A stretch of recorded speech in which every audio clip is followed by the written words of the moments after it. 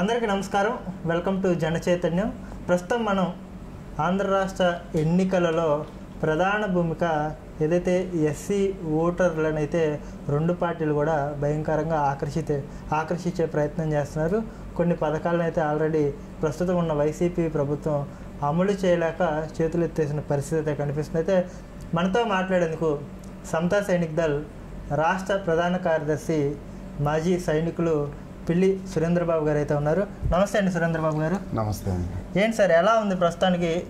జగన్ దళిత ద్రోహి అని చెప్పేసి రెండు కాళ్ళకు కూడా మీ టీం అంతా కూడా చక్రాలు కట్టుకుని రాష్ట్ర వ్యాప్తంగా పర్యటిస్తున్నారు. దళిత సమాజంలో ఎక్కడికక్కడ మనకి అన్యాయం జరిగిందని చెప్పేసి చైతన్యపరచాల్సినంత ఆవశ్యకత ఎందుకు ఏర్పడింది? దళితులు ఇంకా చైతన్యవంతులు కాలేకపోతున్నారా? ఇంకా జగన్ భ్రమలోనే పడిపోయి ఉన్నారంటే మీరేం చెప్తారు? దళితులంతా చైతన్యం అయ్యారు, దాంట్లో ఎలాంటి డౌట్ లేదు. జగన్ భ్రమలో ఎవరూ లేరు. జగన్కి బుద్ధి చెప్పడానికి రెడీగా ఉన్నారు. ఎందుకంటే ఒక చిన్న తప్పు అయితే జగన్ ఒక తప్పు చేశాడని అందరూ సరిపెట్టుకునేవాళ్ళు. కానీ ఒక దాంట్లో కాదు, అంటే ఎస్సీకి సంబంధించిన ప్రతి ఒక్క విషయంలో కూడా జగన్మోహన్ రెడ్డి కక్ష కట్టి వీళ్ళకి సంబంధించిన ఆర్థికపరమైన, వైద్యపరమైన, విద్యాపరమైన, సామాజిక పరమైన అన్ని విషయాల్లో కూడా జగన్మోహన్ రెడ్డి ఈ జాతులకు తీవ్రమైన అన్యాయం చేశాడు. కాబట్టి ఇవి కొంచెం లేట్ అయినా కానీ ఎస్సీలు పూర్తిగా తెలుసుకున్నారు. ఎస్సీలే జగన్మోహన్ రెడ్డిని గెలిపించారు.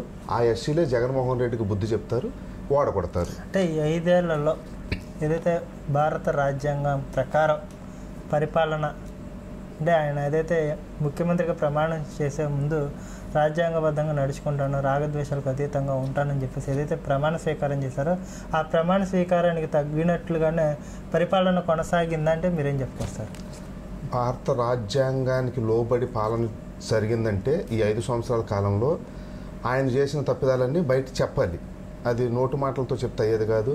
పూర్తి ఎవిడెన్స్తో చెప్పినప్పుడు ఆయన నిజంగా రాజ్యాంగబద్ధంగా పాలన చేశాడా, వ్యతిరేకంగా చేశాడా అనేది ప్రజలందరికీ వివరించవచ్చు. దానికి తగ్గ పూర్తి డేటా మా దగ్గర ఉంది. ఇంకొక రకంగా ఏదైతే హిందువులు, ముస్లింలు, మైనార్టీలు ఉన్నారో వాళ్ళందరినీ కూడా నమ్మిస్తూ నేను ఇచ్చిన హామీలు, మేనిఫెస్టోలు భగవద్గీతతో, బైబుల్తో, ఖురాన్తో సమానం అని చెప్పేసి, అంటే ఆ విధంగా కూడా ఎంతో ఒక మనిషి ఎంతో విశ్వసించే మతాలను కూడా అడ్డం పెట్టుకొని వాళ్ళని కూడా మోసం చేశాడు. ఈ విధంగా ఈ 4 అంశాల్లో జగన్ పూర్తిగా విఫలమయ్యాడు. ఎందుకు అని అంటే ఈ 5 సంవత్సరాల్లో ఈ దేశ చరిత్రలో ఏ సీఎం, ఏ ప్రభుత్వం కూడా ఇన్ని వేల కోర్టు ధిక్కరణ కేసులు ఎదుర్కోలేదు. దాదాపుగా 15,000 కోర్టు ధిక్కరణ కేసులు. 15,000. జియో నెంబర్ సరిగ్గా లేదు, మీరు ఇచ్చిన ఆర్డర్ సరిగ్గా లేవు, మీరు రాజ్యాంగబద్ధంగా పాలన చేయట్లేదు అని కోర్టు పిలిచి చెప్పినా కానీ వినకపోతే పిలిచి మొట్టికాయలు వేసింది 15,000 సార్లు. కావాలంటే డేటా మొత్తం ఉంది. దీన్ని బట్టి అర్థమవుతుంది జగన్మోహన్ రెడ్డి గారు రాజ్యాంగబద్ధంగా పాలన చేశారా లేదా అనడానికి. అంటే ప్రతి మీటింగ్లో కూడా నా ఎస్సీలు, నా బీసీలు, నా మైనార్టీలు అని చెప్పేసి అదొక వాళ్ళ మీద అత్యంత ఎక్కువ ప్రేమని నేను ఒక్కడనే కనబరుస్తున్నాను, ఇక ఏ నాయకుడు కనపరచలేడు అన్నట్టుగా కూడా ఆయన స్పీచ్లో పదే చెప్పుకొస్తున్నాడు కదా. అంటే నిజంగా ఈ వర్గాలకి ఈ ప్రభుత్వంలో ఏమైనా ఆ మేరకు లబ్ధి చేకూర్చి ఒక 5 లక్షల వరకు లబ్ధి చేకూరిన పరిస్థితి ఉందా అంటే మీరేం చెప్పుకొస్తారు? ఎవరి పేరైతే ప్రతిరోజు పెద్ద పెద్ద మీటింగుల్లో, ర్యాలీల్లో, టీవీ ఇంటర్వ్యూల్లో జగన్మోహన్ రెడ్డి చెప్తున్నారు అంటే ఆ కులాలని పూర్తిగా సర్వనాశనం చేసినట్టే. ఆ విధంగా చేశాడు. నా ఎస్సీలు అన్నాడంటే ఎస్సీలు చంపేసినట్టే. నా ఎస్సీలు అన్నాడంటే ఎస్సీ పథకాలు తీసేసినట్టే. నా ఎస్సీలు అన్నాడంటే ఎస్సీలు భూములు ఆక్రమించుకున్నట్టే. నా ఎస్సీలు అన్నారంటే వాళ్ళ ఫండ్స్ అన్ని కూడా డైవర్షన్ చేసినట్టే. ఇది పూర్తిగా అర్థమవుతుంది. అంటే నా బీసీలు అనంటే బీసీల మీద దాడులు చేసినట్టే, బీసీలని ప్రాధాన్యత లేని పదవులు ఇచ్చినట్టే.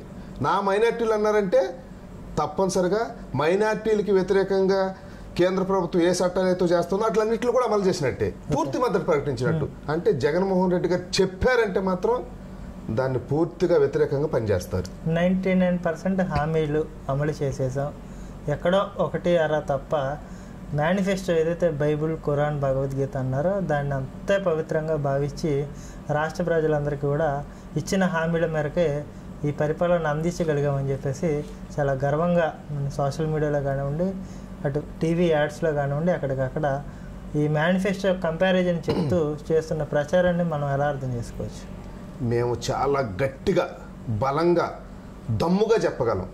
వైఎస్ఆర్సీపీ జగన్మోహన్ రెడ్డి గారి ప్రభుత్వం కేవలం 20-30% హామీల్ని మేనిఫెస్టోని మాత్రం అమలు చేసింది. చేయలేదంటానికి అనేక కారణాలు. ప్రత్యేక హోదా చేస్తానన్నారు, ఆయన చెప్పిందే కదా. అది పోలవరం ప్రాజెక్టు కడతానన్నారు, ఆయన చెప్పిందే కదా. సిపిఎస్ రద్దు చేస్తానన్నారు, ఆయన చెప్పిందే కదా. జాబ్ క్యాలెండర్ పెడతాన్నారు ప్రతి సంవత్సరం, ఆయన చెప్పిందే కదా. మద్యపాన నిషేధం చేస్తానన్నారు, ఆయన చెప్పిందే కదా. రైల్వే జోన్ తెస్తానన్నారు, ఆయన చెప్పిందే కదా. కడప స్టీల్ ప్లాంట్ పూర్తి చేస్తానన్నారు, ఆయన చెప్పిందే కదా. మచిలీపట్నం పోర్టు పూర్తి చేస్తానన్నారు, ఆయన చెప్పిందే కదా.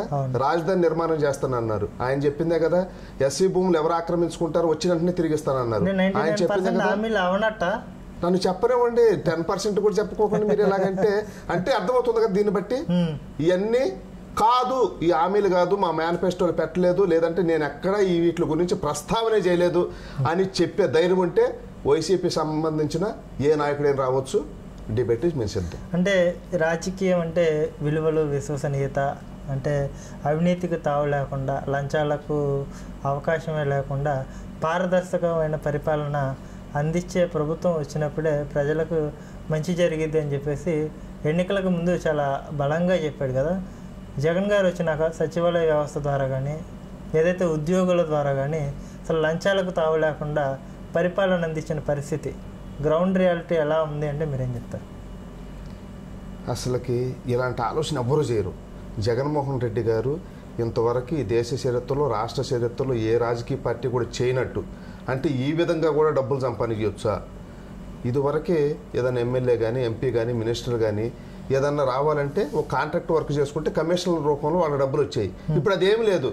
ప్రతిరోజు ఇసుక మీద ఎంత, ఏ రోజు ఆ రోజు ఇన్కమ్ ప్రతి ఎమ్మెల్యే దగ్గర నుంచి. మైనింగ్ మీద మట్టి, ఒక లారీ మట్టి బయలుదేరి వెళ్ళిందంటే ఆ నియోజకవర్గంలో అతనికి ఎంత డబ్బులు రావాల్సింది. అంటే సాయంత్రం అయ్యేసరికి 10 లక్షలు 20 లక్షలు ప్రతి ఒక్క ఎమ్మెల్యేకి, ప్రతి ఒక్క మినిస్టర్కి డబ్బులు డైరెక్ట్గా. ఇదివరకు పెట్టుబడి పెట్టి 6 నెలలకో సంవత్సరానికో తర్వాత డబ్బులు వచ్చాయి, గవర్నమెంట్ ఇచ్చేది. ఇప్పుడు అదేం లేదు. డైరెక్ట్గా జగన్మోహన్ రెడ్డి ఇప్పుడు డైరెక్ట్గా నేను నొక్కుతున్నాను, నేరుగా ఖాతాల్లోకి వెళ్ళిపోతున్నాయి, ఎక్కడ అవినీతి లేదంటున్నారు కదా. జగన్మోహన్ రెడ్డి గారు డైరెక్ట్గా ఆజ్ఞలు ఇస్తున్నారు, డైరెక్ట్గా జగన్మోహన్ రెడ్డి గారి ఇంట్లో సూట్ కేసులతో సహా వచ్చి అక్కడ ఉంటున్నాయి డబ్బులు, ఎత్తుకోవాల్సిన పని లేదు. ఆ విధంగా చేసిన మొట్టమొదటి వ్యక్తి ఎవరైనా ఉన్నారంటే జగన్మోహన్ రెడ్డి గారు. మధ్యవర్తులు లేరు అసలు. డైరెక్టే ఏదైనా కానీ ఎవరికం ఎమ్మెల్యే కమిషన్, ఎమ్మెల్యే కమిషన్ ఎమ్మెల్యేది, మంత్రి కమిషన్ మంత్రిది, జగన్మోహన్ రెడ్డి. మధ్యలో అంతకుముందు ఏమన్నా దళారులు ఇవి అంటారు కదా, అవి ఏమీ లేవు. ఇసుక మీద 1000 కోట్లు, మట్టి మీద 1,00,000 కోట్లు, మద్యం మీద 1,00,000 కోట్లు, ఇవన్నీ డైరెక్ట్గా ఆయన దగ్గరికి వస్తున్నాయి. అంటే ఇప్పుడు ఇంతమంది లబ్ధిదారులకు మేము మంచి చేసామని చెప్పేసి ప్రభుత్వం చెప్తుంది, అధికారికంగా లెక్కలు కూడా చూపిస్తుంది. వాళ్ళ అకౌంట్లోకి డబ్బులు వెళ్ళాయో లేదో పక్కన పెడితే, ఎవరైతే మంత్రులు ఎమ్మెల్యేలు ఉన్నారో కొన్ని ఫేక్ అకౌంట్స్ కూడా, అంటే ఫేక్ ఖాతాలను కూడా తయారు చేసి వాళ్ళ అకౌంట్స్లో డబ్బులు వేయించుకొని ఆ డబ్బులన్నీ కూడా మళ్ళీ తిరిగి వీళ్ళు జేబుల్లో వేసుకునే పరిస్థితులు ఎక్కడైనా మనకి ఈ 5 ఏళ్లలో ఎక్కడైనా కనిపించాయా? ఈ డౌట్ ఏమన్నా ఎవరికైనా వచ్చిందా? చాలా వచ్చినాయి. జగనన్న కాలనీల పేరు మీదుగా భూమి ఏదైతే కొన్నారో ఆ భూమి ఇచ్చేవాడికేమో 10 లక్షలు ఎకరం అనుకోండి, వీళ్ళు గవర్నమెంట్ రేటు 20 లక్షలు చేసుకొని వీడు తీసేసుకోవటం. తర్వాత లబ్ధిదారులు ఎవరు ఉన్నారో ఆడికి రోడ్డు పక్కన స్థలం కావాలంటే ఆడి దగ్గర 10,000 20,000 తీసుకున్న పరిస్థితి అడిషనల్గా. అంటే ఈ విధంగా ప్రతి ఒక్క విషయంలో కూడా ఎక్కడ ఏ చిన్న ఒక్క దాన్ని కూడా వదిలిపెట్టుకోకుండా ఏ విధంగా డబ్బులు సంపాదించవచ్చు అని చెప్పేసి జనం దగ్గర దోషేసుకుని అనేక రకాలుగా ఉన్నాయి. అంటే బాబాసాహెబ్ అంబేద్కర్ గారు స్థాపించిన ఏదైతే సమతా సైనిక్ దళ్ ఆర్గనైజేషన్ ఉందో, ఆయన ఆశయాలకి అనుగుణంగా పనిచేయడాన్ని పక్కన పెట్టేసి కేవలం జగన్మోహన్ రెడ్డి అంటే ఒంటి కాళ్ళ మీద నిలబడి ఎక్కడికక్కడే ప్రభుత్వం చేసే తప్పిదాలని ఎండగడుతూ, జగన్మోహన్ రెడ్డి మీకేదో పెద్ద శత్రువులాగా ఆయన మీద వరుసగా నిరసన కార్యక్రమాలు, ఆయన వ్యతిరేకిస్తూ ప్రెస్ మీట్లు పెట్టడం, అసలేంటి సమతా సైనిక్ దళ యొక్క లక్ష్యం ఏంటి? ఎందుకు జగన్మోహన్ రెడ్డిని మీరు ఇంత తీవ్ర స్థాయిలో వ్యతిరేకిస్తున్నారంటే ఏం చెప్తారు? జగన్మోహన్ రెడ్డి అంటే మా వ్యక్తిగతమైన కక్షలు ఏమీ లేవు. సంస్థాగతమైన లక్ష్యము బాబాసాహెబ్ చెప్పింది ఏంటంటే నీకు అన్యాయం జరిగినప్పుడు ప్రశ్నించాలి, న్యాయం కోసం పోరాటం చేయాలి. పోరాటం చేసినప్పుడే మన బానిసత్వం నుండి బయటపడగలుగుతాము, మన హక్కులను సాధించుకోగలుగుతాం అన్నారు. సో జగన్మోహన్ రెడ్డి ప్రభుత్వంలో అన్యాయం జరుగుతుంది, అక్రమాలు జరుగుతున్నాయి, దోపిడీలు జరుగుతున్నాయి, ఈ జాతుల మీద దాడులు జరుగుతున్నాయి. కాబట్టే మేము జగన్మోహన్ రెడ్డి ప్రభుత్వాన్ని ప్రశ్నిస్తున్నాం. కానీ జగన్మోహన్ రెడ్డిని ఎక్కడా ఇది అంటలేదు, ప్రభుత్వాన్ని, వ్యవస్థను ప్రశ్నిస్తున్నాం సమతా సైనికులుగా. ఈ వ్యవస్థలో ఈ సిస్టమ్ ఏదైతే ఉందో పోలీస్ స్టేషన్ నుంచి డీజీపీ వరకు, ఎంఆర్ఓ ఆఫీస్ నుంచి చీఫ్ సెక్రటరీ వరకు అందరూ మాకు ద్రోహం చేస్తున్నారు. దీని అంతటిని కంట్రోల్ చేసి జగన్మోహన్ రెడ్డి గారు. ఈయనకు తెలిసి కూడా ప్రతిరోజు నా వాళ్ళు అని చెప్తున్నారే, నా ఎస్సీలు, నా ఎస్టీలు, నా బీసీలు అని చెప్తున్నారు. చిన్న ఎగ్జాంపుల్ అండి, డాక్టర్ సుధాకర్ గారు. మా కులాలలో ఒక పెద్ద చదువులు, పెద్ద జాబ్ అంటే డాక్టరు, ఐఏఎస్, ఐపీఎస్ చాలా తక్కువ మంది, అరుదుగా కనిపిస్తారు ఎక్కడ నెత్తికినా కానీ. అలాంటిది ఒక డాక్టర్ని అసలే ఈ దేశంలో ఉగ్రవాదులను కానీ లేదా ఎవరూ లేని అమాయకుడు బిచ్చగాళ్ళను కూడా ఆ విధంగా హెరాస్ చేయరు. ఆ విధంగా మరి జగన్మోహన్ రెడ్డి గారి ప్రభుత్వం ఒక మాస్క్ అడిగాడన్న ఒక ఉద్దేశం, అంటే నన్ను ప్రశ్నిస్తాడా, నా ప్రభుత్వాన్ని ప్రశ్నిస్తాడా, నేను చెప్పినాక నిండా వాడెంత, వాడి కులం ఎంత, వాడేంటి, వాడి జాతి ఏంటి, వాడు డాక్టర్ అయితే నాకేంటన్న ఒక ఉద్దేశంతో డాక్టర్ని బట్టలు కూడా తీసి, తాలిబాన్లు కూడా ఇంత ఈ విధంగా చేసి ఉంటాం, ఎక్కడన్నా మనం యూట్యూబ్లో చూసుంటాం, బట్టలు కూడా తీసేసి చేతులు కట్టేసి నడి రోడ్డు మీద ఎండలో అటు ఇటు డొల్లించుకుంటా, కాళ్ళతో దనుకుంటా, బూతులు తిట్టుకుంటా, గుండు కొట్టించి ఆ విధంగా చేశారంటే అసలుకి జగన్మోహన్ రెడ్డి గారు ఏం చేసినట్టు ఒక్కసారి ఆలోచించారు. ఎక్స్ప్లెనేషన్ ఏంటంటే ఆయనే కావాలంటే తనంతటా తాను దిగి ఆయన ఆ రకంగా బిహేవ్ చేశాడని చెప్పేసి వైసీపీ వాళ్ళ ఎక్స్ప్లెనేషన్. అవును, ఆయన వచ్చి ఒక 10 మందిని పోలీస్ యూనిఫామ్ వేసుకోమని చెప్పేసి, అదే 10 మందిని పోలీస్ యూనిఫామ్ వేయించుకొని, ఒక అంబులెన్స్ తెచ్చుకొని, 2 పోలీస్ వెహికల్స్ తెచ్చుకొని, లాఠీలు తెచ్చుకొని, నన్ను కొట్టండి అని కొట్టించుకొని, చేతులు వెనక్కి ఎరగ తీసుకుని కట్టుకొని, ఆయన జనం వస్తున్నారో లేదని చూసుకొని రోడ్డు మీద డొల్లి చేసుకున్నాడు. ఇది నిజమే, నిజంగానే ప్రజలు ఇది జగన్మోహన్ రెడ్డి గారు చెప్పిందని అర్థం చేసుకుంటారు. ఇది నిజమో అది నిజమో తేల్చే సమయం దగ్గరకు వచ్చింది. ఫైనల్గా సమతా సైనిక దళ లక్ష్యాలు ఏంటి? రేపు మే 13న జరగబోయే ఎన్నికలలో దళిత సమాజానికి మీ ద్వారా ఇచ్చే మెసేజ్ ఏంటి అంటే ఏం చెప్తారు? మీ లక్ష్యం చెప్పండి, మీ సందేశం చెప్పండి. ఒక మనిషిగా, మానవత్వం ఉన్న వ్యక్తులుగా మేము ఒకరోజు మా టీం అంతా కూర్చొని ఒక 200 మంది ఒకరోజు అసలు జగన్మోహన్ రెడ్డి గారిని ఎందుకు వ్యతిరేకించాలి ఏంటని డిస్కషన్ చేసుకుంటూ కూర్చొని చేస్తే ఒక వీడియో చూసాం మేము. చూసిన తర్వాత ఇప్పుడు డాక్టర్ గారిది ఎలాగైతే ఉందో, డాక్టర్ సుధాకర్ గారిది, ఆ విధంగా మైనార్టీకి సంబంధించిన అబ్దుల్ సలాం అతను దొంగతనం చేశాడని రోజు పోలీస్ స్టేషన్కి పిలిచి ఏడిపిస్తుంటే, నువ్వు దొంగ అని ముద్రిస్తుంటే తట్టుకోలేక భార్యాభర్త ఇద్దరు చనిపోవాలని నిర్ణయం తీసుకున్నారు. అరే చనిపోతే మన పిల్లలు ఏమవుతారని ఆలోచనకు వచ్చి, తర్వాత మన పిల్లలు కూడా దొంగలు అంటారు, మనం లేకపోతే మన పిల్లలు ఎలా బతుకుతారని ఒక్కసారి ఆలోచించుకొని వాళ్ళు ఏడ్చుకుంటూ ఆ పిల్లల్ని తీసుకొని వెళ్ళి, 2 చిన్న పిల్లల్ని తీసుకొని వెళ్ళి రైల్వే ట్రాక్ మీద ఆ పిల్లలిద్దరు కూడా, నాన్న అమ్మ నన్ను వదిలేసేయండి మేము వెళ్ళిపోతామని తన్నుకులాడి దండం పెట్టి బతిమలాడి ఏడ్చేశారు కూడా. అంత ఏడుస్తుంటే కూడా మేమిద్దరం చచ్చిపోతే మా పిల్లల జీవితం ఏమైపోయిద్దని చెప్పేసి వాళ్ళ తాళ్ళుతో కట్టేసి ట్రైన్ ఎదురుగా, ఒక ట్రైన్ కింద ఫ్యామిలీ మొత్తం పడి చనిపోయిందంటే ఈ వ్యవస్థలో జగన్మోహన్ రెడ్డి గారు కానీ, ఆయన ప్రభుత్వంలో ఉన్న కానీ, అధికారులు కానీ ఒక్కడు మానవత్వం లేదా? ఈ రాష్ట్రంలో ఎవ్వడికి ఒక్కడు స్పందించలేదు. ఇట్లన్నీ తప్పు అని ఖండించలేదు. అది తప్పు అని, అసలు ఇది ఎంత దారుణమైన పరిస్థితి అండి.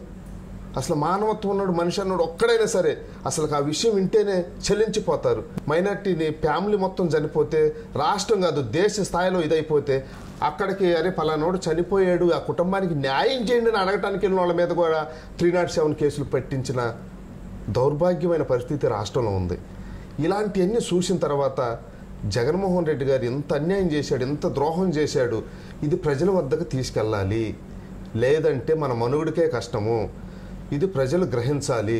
జగన్మోహన్ రెడ్డి లాంటి మానవత్వం లేని మనుషుల్ని, విలువలు లేని రాజకీయ నాయకుడిని, మాట ఇచ్చి మడమ తిప్పనని చెప్పిన వ్యక్తి మాట తప్పాడు కాబట్టి అనేక మాటలు వాగ్దానాలు వేసి అన్నిటిని కూడా వెనక్కి తొక్కేశాడు. కాబట్టి ఇలాంటి వ్యక్తిని ఓడించాలి. ఓడించినప్పుడు మాత్రమే ఈ జాతులకు విలువ ఉంటుంది, ఈ రాష్ట్రం బాగుపడుతుంది, ఈ జాతులు బాగుపడుతున్న ఒక నిర్ణయంతో రాష్ట్రంలో ఉన్న సమతా సైనికులు అన్ని జిల్లా నియోజకవర్గ టీములను ఒక చోట తీసుకొచ్చి ఏకాభిప్రాయంతో ఒక నిర్ణయం తీసుకొని జగన్మోహన్ రెడ్డిని ఎట్టి పరిస్థితుల్లో ఓడించాలి. ఈ రాష్ట్రంలో ఎవరు ముందుకు వచ్చినా రాపోయినా ఎన్ని కష్టాలైనా సరే జగన్మోహన్ రెడ్డిని ఓడించటమే లక్ష్యంగా మేమందరం ఒక మానవతావాదులుగా, అంబేద్కరిస్టులుగా, ప్రజావాదులుగా రాజ్యాంగబద్ధంగా పోరాటం చేస్తున్నాము. అదేవిధంగా ఓటు ఒక్క విలువని వాళ్ళకి చెప్పాము మేము. ప్రతి చోటకి వెళ్ళి ఒక్క క్షణం ఆలోచించడము, ఓటేసే ముందు జగన్మోహన్ రెడ్డికి మనకి ఎంత అన్యాయం చేశాడు, ఎంత ద్రోహం చేశాడని చెప్పాము. గ్రహించారు ప్రజలు, ఆయనకు బుద్ధి చెప్పడానికి రెడీగా ఉన్నారు. జూన్ 4వ తారీఖున ఆయన మొత్తం క్లోజ్ అయిపోతున్నారు క్యాప్టర్, ఇంకా రాజకీయ జీవితమే నాశనం అయిపోతుంది. ఆ రకమైన తీర్పు ప్రజలు ఇస్తారు. మేము అన్ని నియోజకవర్గాలు తిరుగున్నాము. పూర్తిగా మాకు నమ్మకం ఉంది జగన్మోహన్ రెడ్డికి 50-60 సీట్ల కంటే కూడా ఎక్కువ వచ్చే పరిస్థితి లేదు.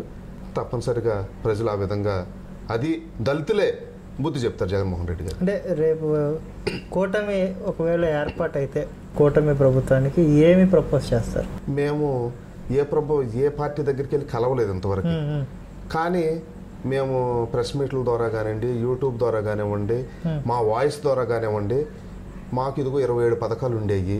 వాటిని జగన్మోహన్ రెడ్డి ఒక్కరితో కూడా పట్టించుకోలేదు. మా పథకాలను అమలు చేయాలి అన్నాము. అలాగే కూటమికి సంబంధించిన మేనిఫెస్టో మొన్న చూసాము. ఎస్సీలకు సంబంధించిన 27 పథకాలను కూడా మేము పూర్తిగా అమల్లో తీసుకొస్తామని మేనిఫెస్టోలు పెడతాం జరిగింది. జగన్మోహన్ రెడ్డి గారు అసలు ఆ ప్రస్తావన లేదు.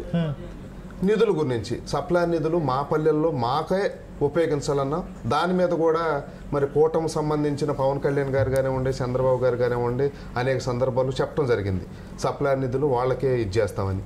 జగన్మోహన్ రెడ్డి గారు అసలు ఆ ప్రస్తావన తేలేదు. సో మేము ఏదైతే అనుకున్నామో వాటిని మా ఉద్యోగస్తులు ప్రమోషన్లు, రిజర్వేషన్లు, ఉద్యోగస్తుల సమస్యలన్నింటి మీద మేము కంపల్సరీగా అండగా ఉంటామని చెప్పేసి కూటమికి సంబంధించిన పార్టీ నాయకులందరూ చెప్పడం జరిగింది.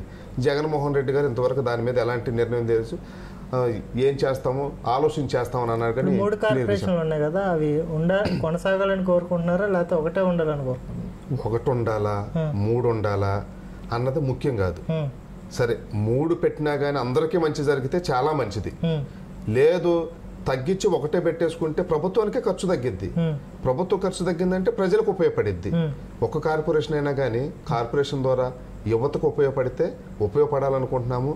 అది గత ఈ 70 సంవత్సరాల్లో ఎంతవరకు ఉపయోగపడింది అంతకంటే ఎక్కువగా ఈ 5 సంవత్సరాల్లో ఎంత కోల్పోయాం అంత తిరిగి నెక్స్ట్ వచ్చే ప్రభుత్వం ఈ ఎస్సీకి సంబంధించిన, ఎస్సీ ఎస్టీకి సంబంధించిన యువకులు ఎవరైతే ఉన్నారో వారికి ఆర్థికంగా చేయూతనివ్వాలని, వాళ్ళ కాళ్ళ మీద వాళ్ళు నిలబడేలాగా ప్రయత్నం చేయాలని మేము కోరుకుంటున్నాము. ఆ విధంగా చేస్తారని ఆశిస్తున్నాము. ఫైనల్గా సమతా సైనిక్ దళ స్లోగన్ ఏంటి రాబోయే 13కి? స్లోగన్ 24 13వ తారీఖున రాష్ట్ర ప్రజలందరూ మరీ ముఖ్యంగా దళిత ప్రజలందరూ కూడా ఒక్కసారి ఎక్కడో రాష్ట్రంలో ఏదో జరిగిందని కాకుండా మీ ఇంట్లో జరిగినట్టుగా, మీ బిడ్డలకు జరిగినట్టుగా, మీకు జరిగినట్టుగా భావించి ఒక్క క్షణం ఆలోచించి విజ్ఞతతో బాబాసాహెబ్ను గుర్తు తెచ్చుకొని బాబాసాహెబ్ చూపుడు వేలును ఒక్కసారి గుర్తుపెట్టుకొని ఓటేయాలని, జగన్మోహన్ రెడ్డికి బుద్ధి చెప్పాలని మేము కోరుకుంటున్నాము. ఆ విధంగా మీరందరూ స్పందిస్తారని మేము ఆశిస్తున్నాము. జై భీమ్.